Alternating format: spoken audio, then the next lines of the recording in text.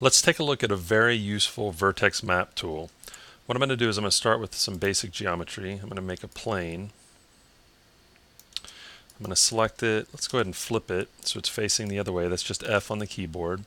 And I'm going to go ahead and create a UV map for this. Even though it's just a simple box, it's going to help me create a UV map for a much more complex object. So here's my flat plane. Go to T for texture. Make a new UV map. I'll use the default name for now, planar, down the Z. Okay, let's go and change this to our UV texture window.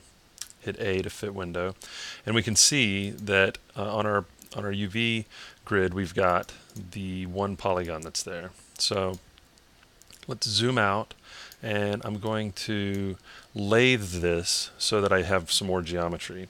So Shift L for lathe. And before I make this, before I commit to the lathe, I'm going to hit N for numeric. So we can see that it's automatically, you can see here on the UV texture, you can see that it's already added all the new geometry because I have Make UV selected. It's there by default. I'm going to go ahead and leave that. And just so we can take a look, we know that this is U and this is 0 to 1. So we can take advantage of that for creating a weight map.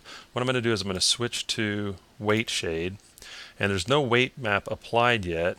And instead of creating a new one down here, what I'm going to do is I'm going to use the values from the UV map to create a weight map. So I'm going to go over to the Map tab, and there's this handy tool called UV to Weight. And what I'll do is click that. It'll bring up this window. There's the UV map that we created. I'm going to create a new weight map on the U, and it'll be from 0 to 100. And there we go.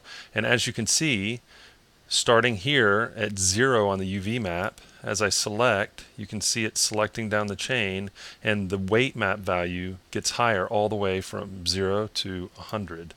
So it's a really useful tool for taking the data that's stored in a UV map and applying it to a weight map.